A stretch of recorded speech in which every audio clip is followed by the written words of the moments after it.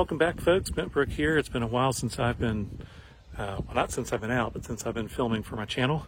So thank you for your patience. Thank you for coming along today. I had a pretty exciting kind of start here. I arrived at the trailhead and discovered that the State Forestry Service was doing a controlled burn in the area. So I have some footage of that I'll share with you soon.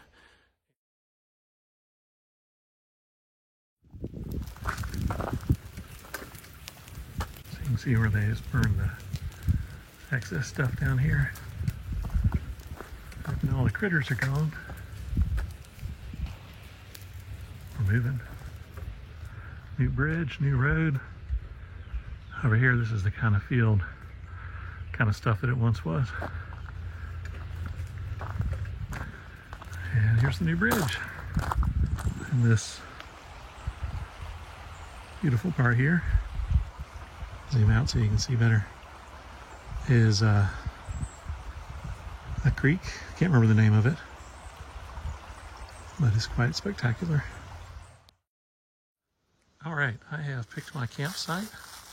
Never been to this place before. This is Betty McGee's Creek in front of me. Right, pretty. And there is over here another little creek that leads up to some beautiful, like, kind of miniature cascades up there. May go up there at some point. But I'm currently opening up my pack and getting stuff out. There's a fire ring here. I'm going to put my hammock from this tree over to that tree. And that's the first order of business. Kind of a nice look down the creek there. All right, and yeah. All right, I'm gonna go ahead and get things set up and I'll take you on a tour of my camp in a little bit.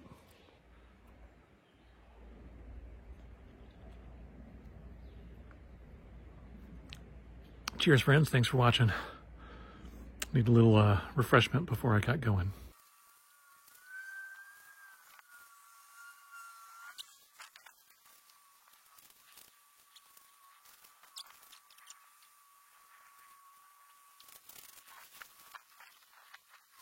So here's my setup for the evening. Over here, I have porch mode with my trekking pole going down to the ground. Nice view of the creek beyond.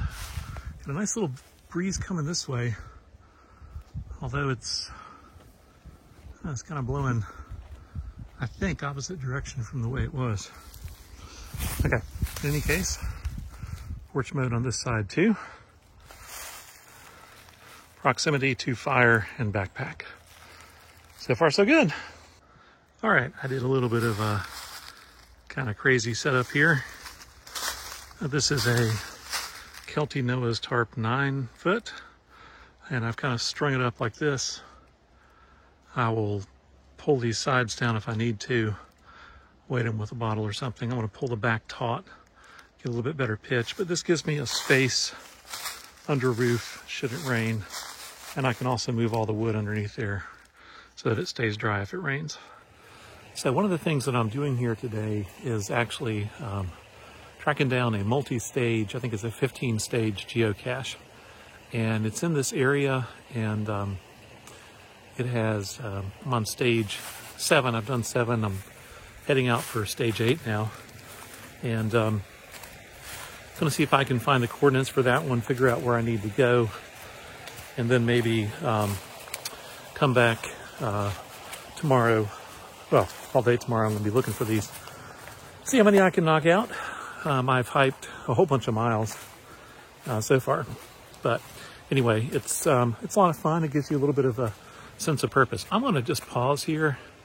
I'm at a campsite along Betty McGee's Creek, and it's a really beautiful kind of area. So hope you enjoy it, and I'll show you the trail I'm hiking on from the other view of the camera here. All right, here we go. So this whole trail I've never seen before. If I hadn't been here at this particular point in spring before all the green appears, I don't know that I ever would have seen it.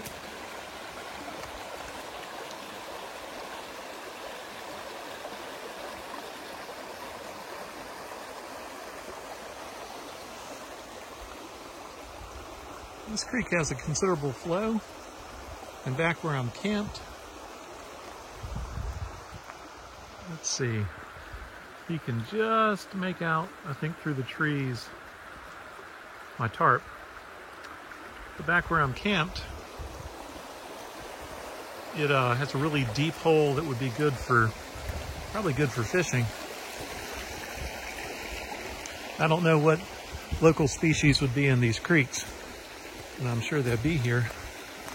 There are fishing floats hanging from all the trees alongside this creek.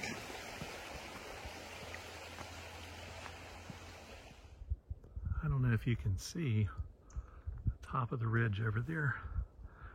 There's a very steep declivity between us and the top of that ridge. That squirrel on that tree trunk right there sounded as though it was 2 feet away. All right, back on the trail. If you know what kind of bird that is, holler. Put it in the comments. Love to know. All right, I've been hiking down the Thornburg Trail for a while, or I should say up the Thornburg Trail. Thornburg. It is kind of a gentle incline, but a pretty steady one. Going up the, I guess, the slope of one of these ridges gradually.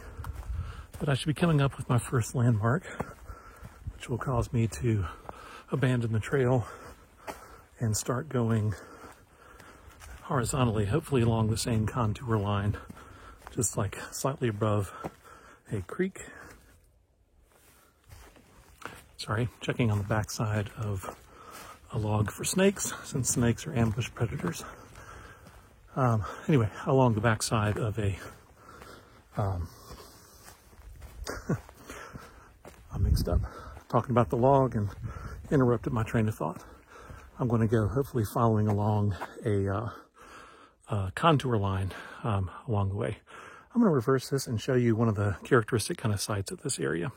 I am beside this old road. Could have been a logging road, but you can see it was used for many, many years. It's sunken, and no matter where you go, it seems out here you encounter that. But you'll also notice on this ridge, white rock. Let me zoom in. I don't know if you can see a little bit better. White rock, that is quartzite, quartz, and characteristic of these Iwari Mountains as well. There's a really pretty significant patch of it coming up.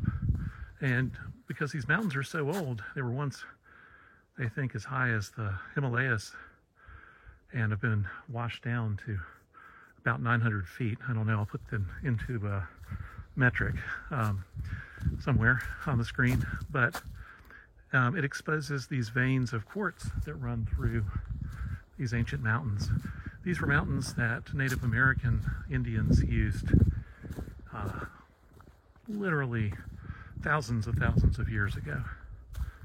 Here's a really good example of a white quartz rock that's very typical of this area. And you can see often what they have done is take the old road and kind of merged it with the trail bed, at times anyway, not always, but at times.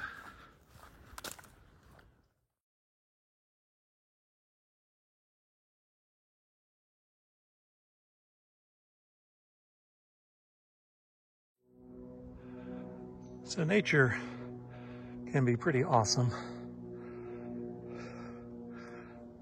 That root ball is the size of me. And there's another one just beyond it, all around. Look at how that tree there is splintered. And just as far as you can see, these huge trees got taken down by some wind shear. All right, I'm currently lost, but trying to get more found. It's getting rain a little bit. I do have my umbrella handy if I need it, so I don't have to wear my hood and overheat. I'm currently bushwhacking from the geocache. I successfully found it. I didn't show that to you. Maybe I'll show you one of them in the future. You kind of etiquette, you don't give away the sites in imagery, but maybe in the middle of it, I should do that without really telling you about it, or where it is, or what it is. Maybe I could do that to let you know. So I'm in the process of bushwhacking back to a trail that will take me close to my camp, and then I can, I guess, chill out in camp, think about dinner maybe. It is, sorry about that. It is 7:06 right now. So let me flip it around and show you what I'm bushwhacking through.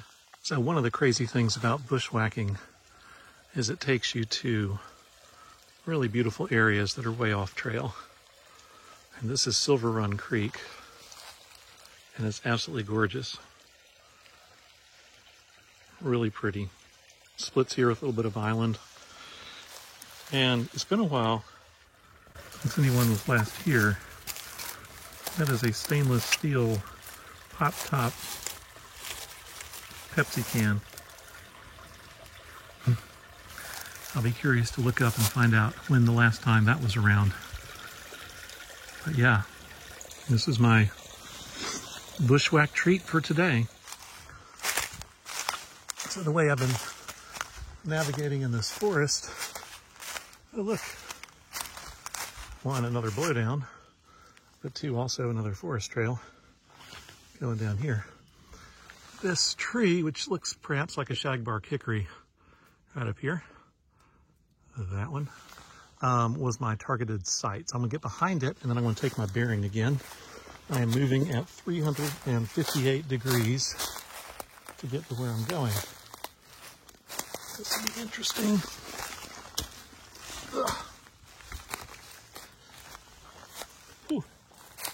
Yeah, that little road, pretty steep. All right, onto the tree.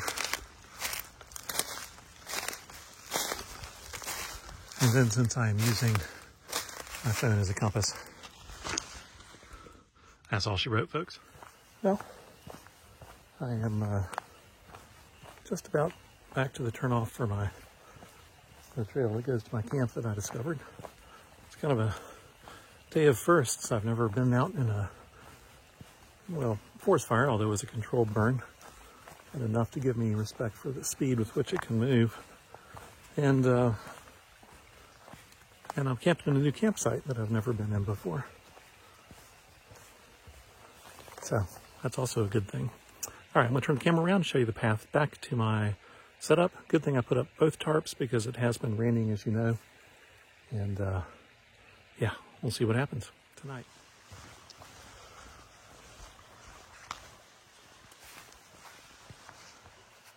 It's pretty, little sandbar down there.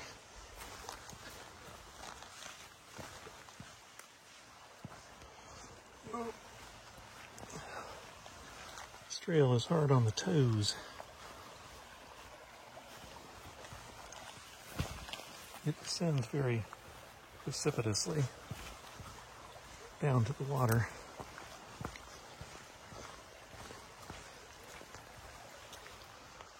And that's probably 50, 60 feet up, the embankment there, maybe more.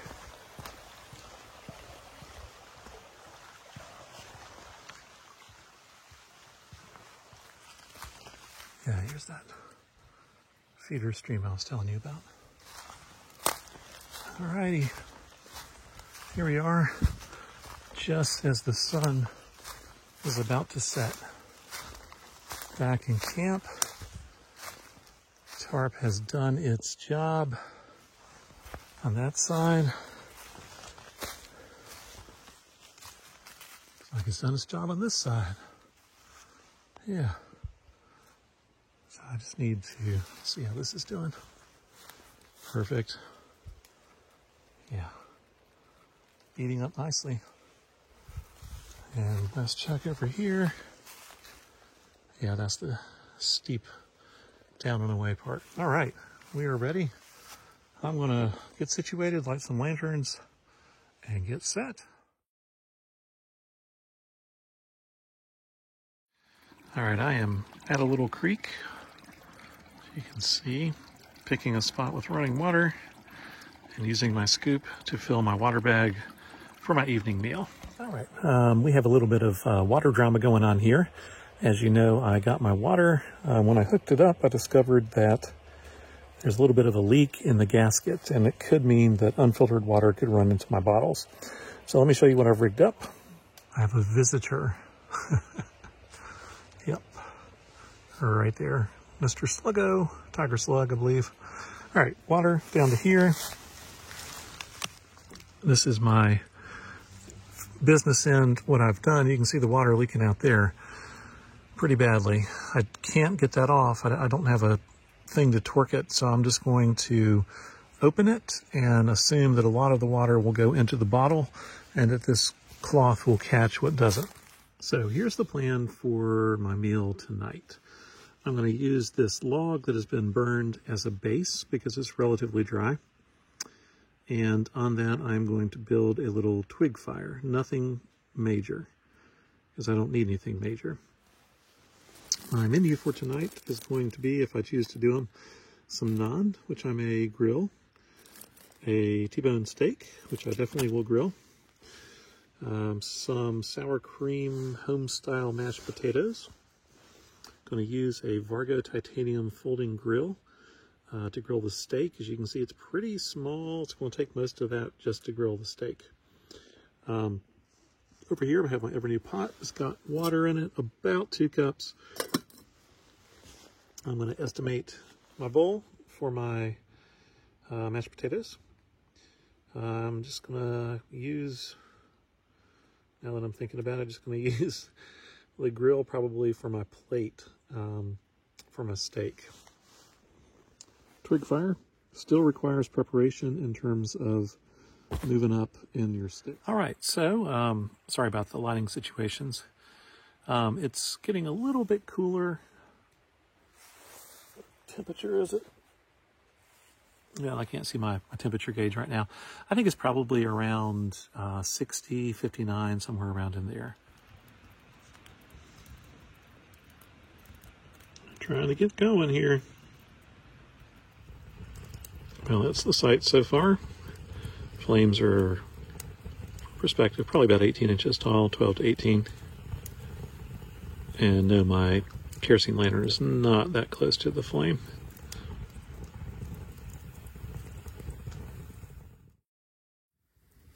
Well, friends, here's the scene.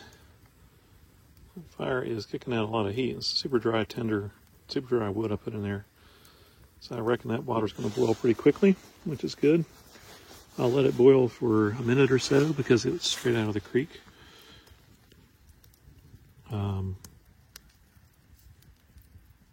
Probably a little longer than that. All right, this is the scene now. I am grilling the steak over the coals. Also have a little, naan there in the back corner. Put a little olive oil on that. Over here, I have my mashed potatoes. Oh yeah. Delicious sour cream and onion flavor. There's a bit of a trick to using a twig fire like this to cook because you have to keep enough heat on it that it cooks and doesn't get too far away from the coals. So I use a tube and blow on the fire to get the flames a little bit hotter periodically.